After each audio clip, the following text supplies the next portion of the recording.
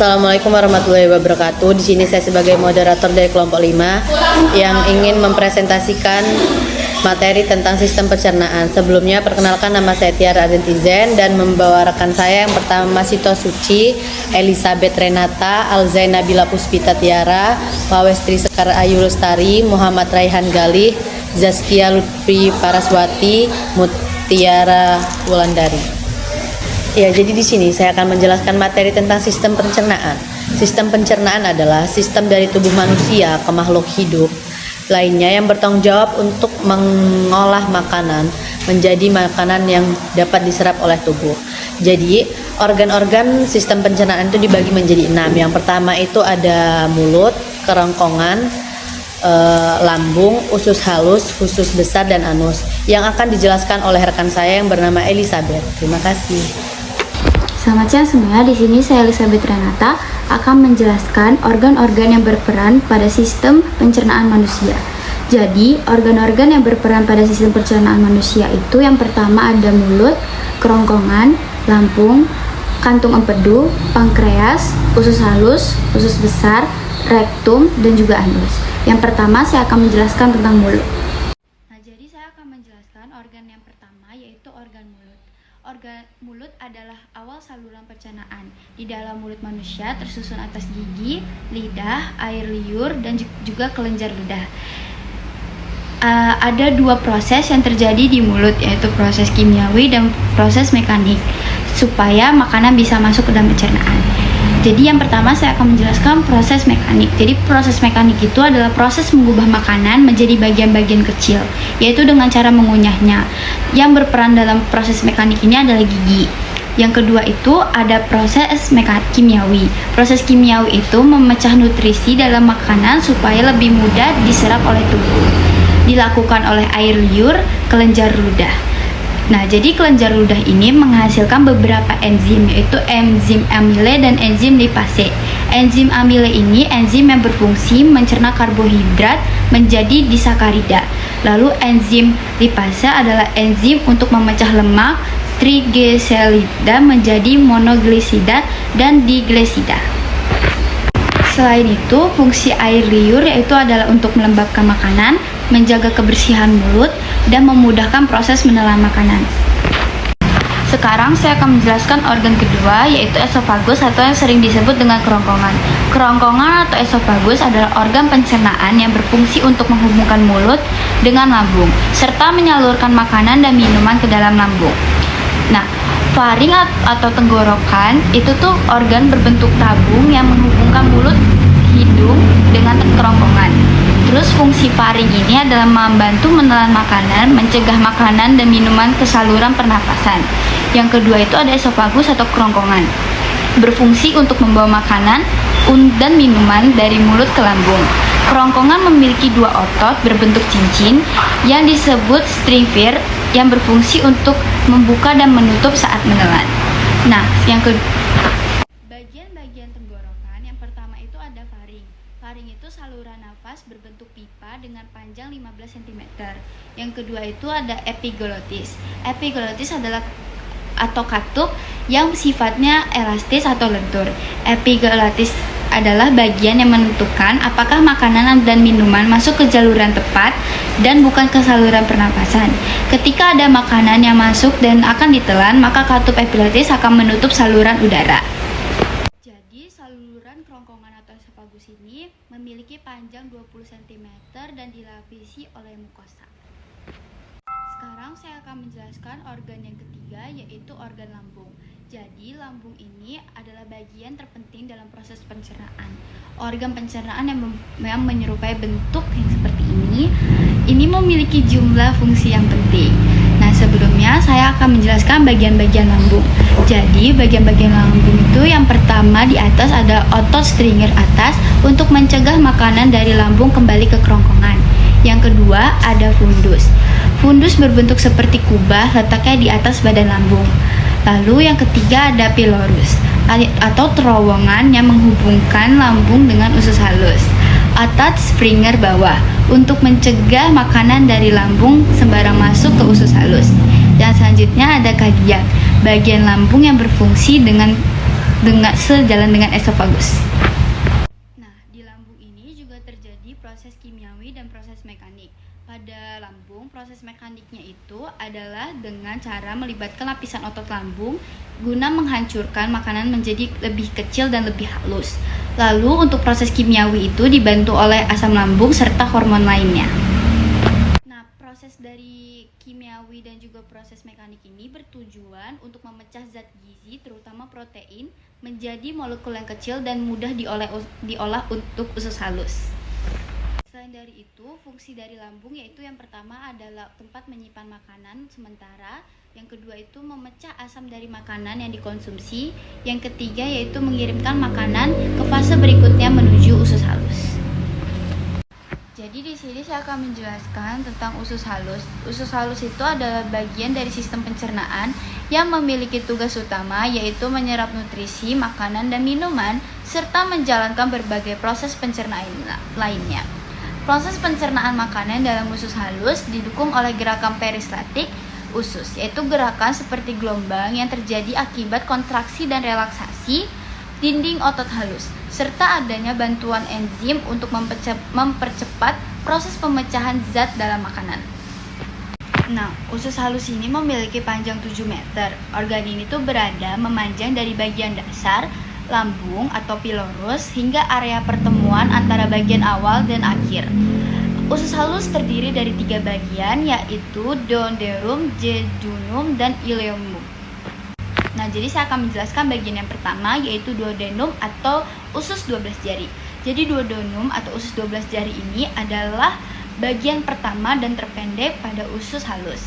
Jadi duodenum ini memiliki bentuk seperti huruf C dengan panjang 20-25 cm mengelilingi organ pankreas.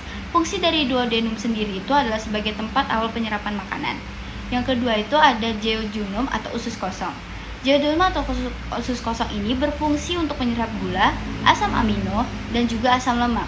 Bagian ini memiliki panjang sekitar 2,5 meter dan tersusun atau banyak lipatan yang dinamakan villi atau jonjot usus. Untuk yang berfungsi sebagai penyerapan zat gizi berjalan secara optimal. Jadi si jonjot usus ini berfungsi untuk menjalankan penyerapan gizi secara optimal. Yang ketiga itu ada ileum atau usus penyerapan. Ileum atau usus penyerapan ini merupakan bagian akhir dari usus halus. Fungsinya adalah menyerap zat gizi yang tidak terserap dengan baik oleh duodenum maupun jejunum. Bagian ini memiliki panjang 3 meter dan terhubung dengan sekum, yaitu bagian awal usus besar. Jadi di sini saya akan menjelaskan organ-organ tambahan yang membantu dalam sistem pencernaan manusia. Jadi organ-organ tambahan ini tuh memang tidak dilewati oleh makanan secara langsung, namun juga ikut berpartisipasi dalam membantu menjaga sistem pencernaan agar berjalan dengan baik. Yaitu yang pertama organnya yaitu adalah pankreas. Pankreas ini tidak dilewati oleh makanan secara langsung, namun pankreas ini memiliki fungsi yaitu memproduksi enzim guna memecah berbagai nutrisi dalam makanan. Pankreas juga memiliki tanggung jawab untuk memproduksi hormon insulin yang dapat membantu menjaga kadar gula dalam tubuh. Yang kedua itu ada organ hati. Nah, organ hati ini juga nggak dilewatin sama makanan secara langsung. Namun, organ ini memproduksi cairan empedu untuk melarutkan lemak di dalam usus halus agar lebih mudah diserap oleh tubuh. Selain itu juga, hati juga bertugas menyimpan glikogen yang digunakan sebagai energi cadangan di dalam tubuh. Organ yang ketiga yaitu kantong empedu. Kantong empedu ini bertanggung jawab menyimpan serta mengentalkan cairan empedu yang telah diekskresikan oleh hati. Cairan empedu ini sangat penting dalam proses pencernaan karena berperan dalam pemecahan lemak dan penyerapan nutrisi yang larut ke dalam lemak di dalam usus halus. Selanjutnya saya akan menjelaskan tentang organ yaitu organ usus besar. Usus besar adalah organ pencernaan yang mengelilingi seluruh rongga perut. Organ yang disebut juga dengan kolon memanjang dari sekum, kantung yang menghubungkan ileum atau ujung usus kecil dengan kolon sampai ke anus. Kolon terdiri dari 4 lapisan, yaitu mukosa, submukosa, muscularis propria, dan sclerosa. Masing-masing lapisan pada usus besar tersebut memiliki fungsi yang berbeda-beda. Nah, di sini yang pertama saya akan menjelaskan yaitu bagian mukosa. Lapisan kolon paling dalam yang terdiri dari jaringan epitel kolumar yang membuat permukaannya terasa halus. Mukosa memproduksi lendir yang berfungsi untuk melancarkan jalannya sisa pencernaan makanan di sepanjang usus besar. Yang kedua itu ada submukosa, lapisan di luar mukosa yang terdiri dari pembuluh darah, syaraf, dan jaringan ikat yang menghubungkan mukosa dengan lapisan kolon lainnya. Lapisan mukosa terbungkus oleh lapisan muscularis propria tersusun dari lapisan serat otot visceral yang berkontraksi untuk menggerakkan sisa pencernaan makanan. Kontraksi ini juga dikenal sebagai gerakan peristatik. Nah, bagian ketiga atau bagian terakhir yaitu serosa. Serosa ini memproduksi cairan pelumas pada usus besar yang akan melindungi organ ini dari kerusakan akibat kontak dengan organ pencernaan lainnya. Saluran usus besar, bila direntangkan, usus besar memiliki panjang 1,5 meter, salurannya terbagi menjadi 4 bagian. Nah, karena usus besar ini memiliki 4 bagian, yaitu bagian yang pertama ada kolon ascendens. Bagian awal yang akan dilewati oleh sisa pencernaan dari usus kecil terletak di sisi kanan tubuh memanjang dari cecum ke atas. Yang kedua itu ada kolon tracheium atau kolon bagian atas, terletak mendatar membentang dari sisi kanan ke sisi kiri rongga perut. Yang ketiga itu ada kolon descendens, terletak di sisi kiri usus besar, memanjang dari lengkungan dari limpa ke bagian kolon sigmoid. Yang keempat itu ada kolon sigmoid. Bagian terakhir kolon sebelum sisa pencernaan masuk ke rektum, terletak di bawah kolon descendens, berbentuk seperti huruf S. Nah, sekarang saya akan menjelaskan bagian akhir dari sistem pencernaan yaitu rektum dan juga anus. Yang pertama itu adalah rektum. Rektum adalah bagian akhir dari usus besar yang berfungsi untuk menampung feses sebelum dikeluarkan dari tubuh. Rektum adalah saluran dengan panjang 12 sampai 15 cm yang menghubungkan anus besar dengan anus atau dubur lubang akhir untuk mengeluarkan feses. Jika sudah dipenuhi oleh feses, resiperator pada dinding rektum akan mengirimkan sinyal ke otak untuk memunculkan keinginan buang air besar dan mendorong feses menuju anus. Anatomi rektum. Berdasarkan letaknya, rektum terbagi menjadi 3 bagian utama, yaitu flexura sacralis, flexura anorektal, dan juga ampula. Flexura sacralis adalah bagian retikum berbentuk cekung yang mengikuti tulang ekor dan tulang sakrum di belakang panggul. Yang kedua itu ada flexura anorektal, bagian rektum yang berbentuk cubung yang berfungsi mengontrol pengeluaran feses. Yang ketiga itu adalah ampula, bagian akhir yang menghubungkan rektum dengan pangkal anus. Nah, fungsi dari rektum sendiri itu yaitu adalah sebagai tempat penampungan sementara feses sebelum dikeluarkan oleh anus. Selanjutnya saya akan menjelaskan tentang anus. Jadi anus adalah lubang di mana saluran pencernaan berakhir. Fungsi anus dalam sistem pencernaan sangat penting karena ini menjadi jalan keluar feses dari tubuh. Organ ini terletak di bawah bagian rektum, bagian terakhir dari usus besar. Garis anokter memisahkan anus dari rektum. Di sekitar anus ada jaringan keras bernama fascia. Jaringan ini mengelilingi anus dan menempelkannya ke struktur di dekatnya. Selain itu, ada juga otot melingkar bernama strip finger ani eksternal yang membentuk dinding anus untuk menahannya agar tetap tertutup. Kelenjar melepas cairan ke dalam anus untuk menjaga permukaannya tetap lembab. Assalamualaikum warahmatullahi wabarakatuh. Perkenalkan, nama saya Zaskia Lutfi Paraswati. Saya dari kelas 11D. Di sini saya akan menjelaskan materi sistem pencernaan yaitu zat makanan. Zat-zat yang diperlukan tubuh itu yang saya jelaskan terdapat 5, yaitu yang pertama ada karbohidrat, yang kedua lemak, ketiga protein, keempat vitamin, dan yang kelima adalah mineral. Oke, jadi yang pertama itu ada karbohidrat. Nah, karbohidrat ini merupakan suatu senyawa kimia. Nah, molekul karbohidrat ini ada yang berukuran kecil dan juga ada yang berukuran sangat besar. Nah, macam karbohidrat itu sangat banyak. Berdasarkan jumlah rantai penyusunnya, karbohidrat dapat dibedakan menjadi yang 3. Yang pertama adalah monosakarida, yaitu karbohidrat tersusun atas satu molekul gula. Contohnya glukosa, fruktosa, dan galaktosa. Yang kedua itu adalah disakarida. Disakarida ini karbohidrat yang tersusun atas 2 unit monosakarida. Contohnya adalah maltosa, sukrosa atau gula tebu, dan laktosa. Lalu yang ketiga adalah polisakarida yang merupakan polimer yang tersusun atas banyak rantai monosakarida. Nah, polisakarida ini merupakan molekul yang berukuran besar. Contohnya adalah pati atau amilum yang tersusun atas banyak rantai molekul glukosa.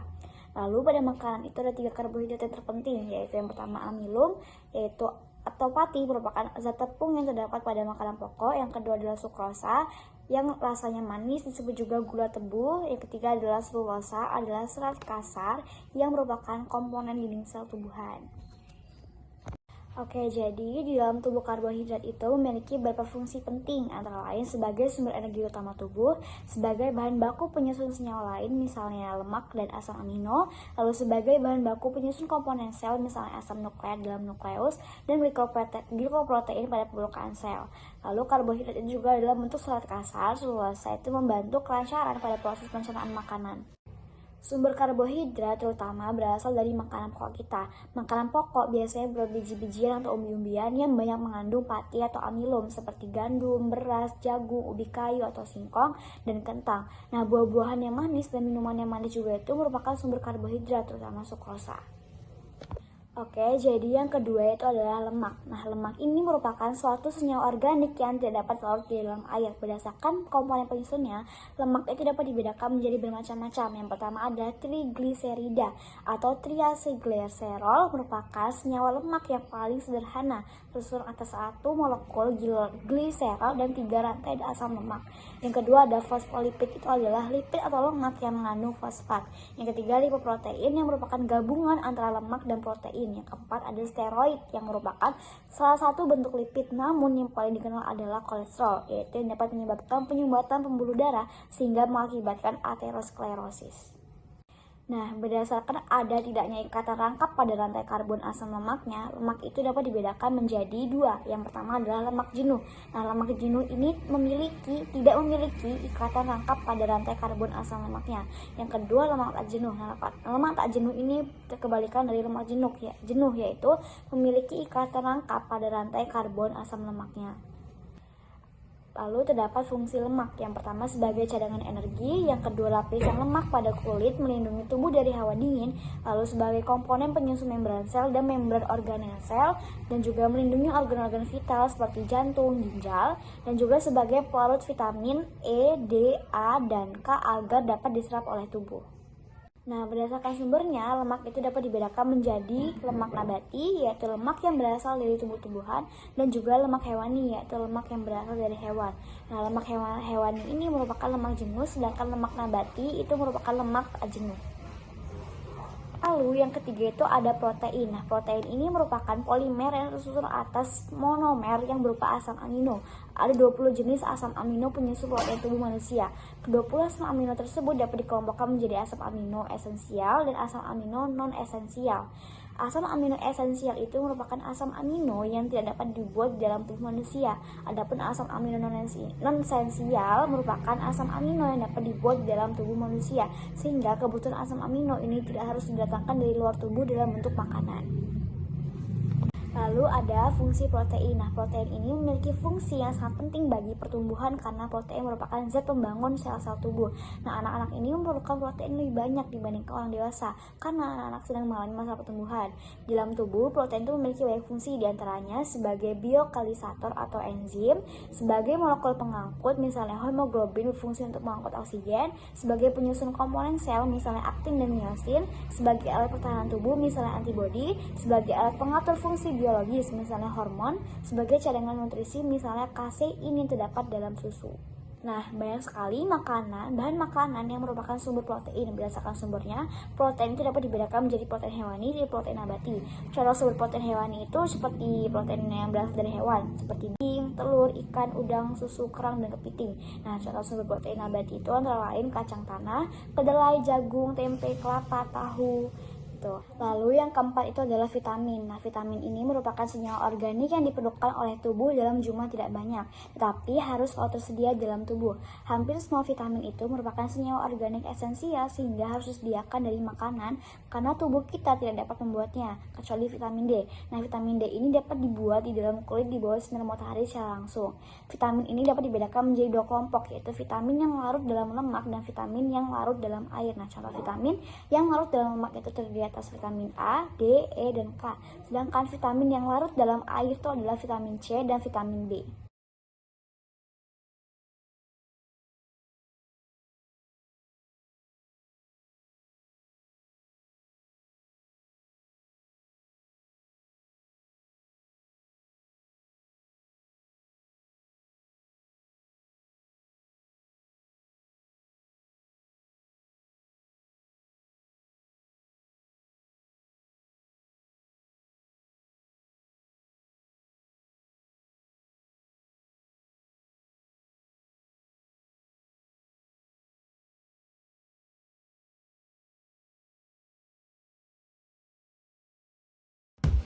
Assalamualaikum warahmatullahi wabarakatuh. Saya Alzina Bila Puspetiara. Di sini saya akan menjelaskan tentang pencernaan hewan ruminansia, organ pencernaan, alat pencernaan, dan proses pencerminaan. Hewan ruminansia seperti sapi, kerbau, kambing, dan domba memiliki sistem pencernaan yang khas dan kompleks untuk mencerna bahan bersara seperti rumput.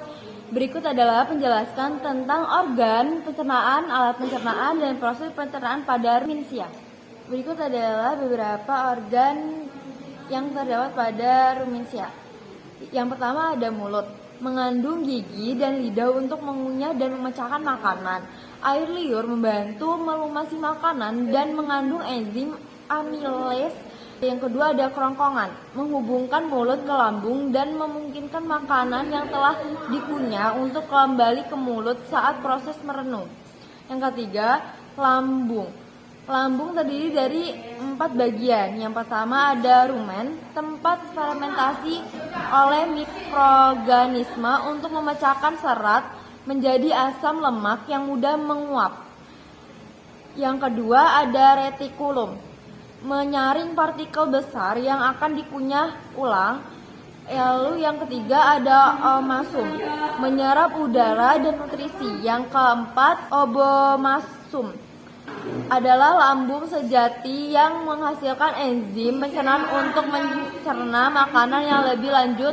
Berikutnya ada usus halus, tempat penyerapan nutrisi utama yang telah dicerna. Lalu ada usus besar, tempat penyerapan udara dan pembentukan fase. Lalu ada dubur, saluran akhir untuk membuang sisa makanan yang tidak tercerna. Di sini saya akan menjelaskan tentang pencernaan pada ruminansia. Yang pertama ada gigi, geram untuk menghancurkan makanan menjadi lebih kecil, lidah untuk membantu mengambil makanan dan menyampurkan dengan air liur.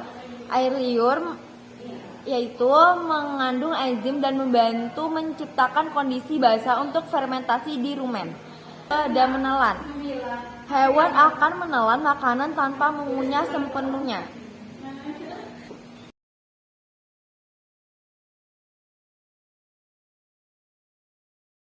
Assalamualaikum warahmatullahi wabarakatuh. Perkenalkan, nama saya Mutiara Wulandari. Di sini saya akan melanjutkan presentasi pencernaan hewan ruminansia yang telah dijelaskan oleh rekan saya yaitu Alzina Nabila dengan materi fermentasi di rumen dan retikulum, juga pencernaan kimiawi di abomasum. Fermentasi di rumen dan retikulum. Dalam rumen, mikroorganisme seperti bakteri dan protozoa memfermentasi serat dan menghasilkan asam lemak volatil, misalnya asetat, propionat, dan butirat, sebagai sumber energi. Makanan kasar di retikulum akan dikembalikan ke mulut untuk dikunyah ulang merenung, kunyah ulang perenungan. Makanan dikunyah ulang dan dicampur lebih baik dengan air liur. Pencernaan kimiawi di abomasum. Enzim seperti pepsin memecah protein menjadi asam amino. Penyerapan usus halus, nutrisi yang telah dicerna ke dalam aliran darah. Penyerapan udara dan pembentukan feses di usus besar. Sisa makanan diubah menjadi feses untuk dibuang melalui anus. Sistem pencernaan ruminansia sangat efisien dalam memanfaatkan serat kasar dari tumbuhan. Fermentasi mikroba di rumen memberikan kontribusi besar dalam menyediakan energi dan protein bagi hewan ini. Saya Pawestri Sekar Ayu Lestari. Jadi di sini saya akan menjelaskan materi mengenai teknologi endoskopi. Salah satu teknik yang digunakan untuk mengetahui peradangan pada organ pencernaan makanan di bagian dalam adalah endoskopi dengan menggunakan alat yang disebut endoskop. Endoskop adalah alat untuk memeriksa bagian dalam tubuh melalui celah atau bagian tubuh yang telah diiris. Untuk menerangi bagian tubuh yang gelap, endoskop dilengkapi dengan sumber cahaya. Ada berbagai macam endoskop khusus untuk memeriksa bagian organ tertentu, misalnya kolonoskop, duodenoskop, anoskop, gastroskop, protoskop, dan sigmoidoskop. Bagian dari endoskop yang dimasukkan ke dalam tubuh disebut mikroendoskop. Panjang mikroendoskop sekitar 900 mm dengan diameter sekitar 3 mm. Mikroendoskop dapat diarahkan ke tempat-tempat yang melengkung. Saluran dari mikroendoskop untuk mengambil sampel jaringan atau jalan lewatnya laser pengobatan dan lain-lain. Bergaris tengah 1,1 mm. Saluran lainnya bergaris tengah 0,45 mm berfungsi untuk menyedot udara, memompa larutan obat, atau menyemprot cairan. Endoskop pertama kali ditemukan pada tahun 1850-an berupa pipa-pipa kaku yang memiliki cermin dan lensa kaca. Endoskop buatan tahun 1950-an telah memiliki berkas serat optik yang lentur untuk mengantarkan sinar ke ujung endoskop dan menyampaikannya gambar di layar monitor. Oke, di sini saya akan menjelaskan tentang gangguan pada sistem pencernaan makanan. Yang pertama itu ada hama, adalah salah satu gangguan pencernaan yang terjadi akibat peradangan lapisan dinding lambung. Penyebabnya yang pertama infeksi bakteri Helicobacter pylori, yang kedua pola makan tidak teratur, yang ketiga konsumsi makan pedas, asam atau berlemak. Gejalanya yang pertama nyeri atau sensasi terbakar di lambung, yang kedua mual atau muntah, yang ketiga perut kembung, yang keempat rasa asam di mulut. Selanjutnya ada pengolahannya. Yang pertama pola makan teratur, konsumsi obat antasida atau penghambat asam lambung. Yang kedua ada sariawan atau stomatitis, suatu luka kecil dangkal di dalam mulut atau di dasar gusi. Penyebabnya yang pertama kekurangan vitamin terutama B12 dan vitamin C. Yang kedua, luka di mulut akibat makanan keras atau sikat gigi. Yang ketiga, stres atau perubahan hormonal. Gejalanya yang pertama, luka kecil di mulut biasanya berwarna putih atau kekuningan. Rasa sakit pada saat makan atau berbicara. Pengolahannya, perbanyak konsumsi buah-buahan dan sayuran kaya vitamin. Yang ketiga itu ada parotitis atau radang kelenjar air liur. Penyakit yang menyerang kelenjar parotitis yaitu kelenjar ludah yang terletak di depan atau bawah telinga yang menyebabkan pembengkakan. Penyebabnya yang pertama infeksi virus seperti paramoisovirus penyebab gondok. Yang kedua infeksi bakteri akibat sumbatan kelenjar air liur. Yang ketiga dehidrasi. Gejalanya yang pertama pembengkakan di area pipi atau rahang, yang kedua nyeri saat mengunyah atau menelan, yang ketiga mulut kering. Yang keempat ada flatus, perut kembung atau gas berlebihan. Penyebabnya yang pertama menelan udara saat makan atau minum, yang kedua konsumsi makanan yang memproduksi gas seperti kacang-kacangan, kol atau soda. Yang ketiga masalah pencernaan seperti intoleransi laktosa. Gejalanya yang pertama perut terasa penuh atau bengkak, yang kedua sering buang air angin, yang